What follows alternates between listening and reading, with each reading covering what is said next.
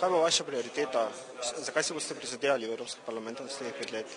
No, jaz bom skušala predvsem to, kar so mi volivke in volivci polagali na srce v tej kampanji, uresničevati, iti po vrsti. Zdaj, veliko je težav. Veliko ljudi se je znašlo ne samo v Sloveniji v težavah zaradi hude finančne in gospodarske krize.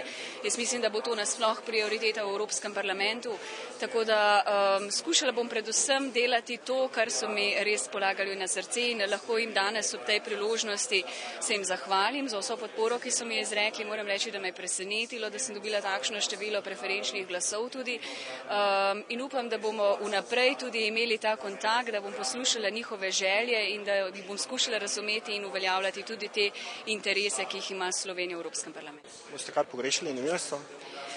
No, novinarstvo pogrešam že praktično od prvega dne, odkar sem se odločila, da sprejmem to kandidaturo na evropskih volitvah. Se mi pa zdi, da je zame osebno to izjemna priložnost, da znanje, ki sem ga pridobila v skoraj 8 letih v Bruslju, še naprej dogradim in investiram v nekaj novega.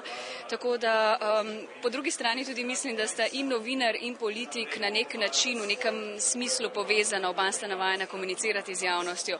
Tako da bom skušala še naprej veliko komunicirati z mediji, da vsaj ne bi pogrešala novinarstva. Moram pa reči, da v Bruslju imam toliko novinarskih prijateljev, ki me bodo zdaj sigurno veselo pričakali, da bom sigurno ohranila veliko stikov.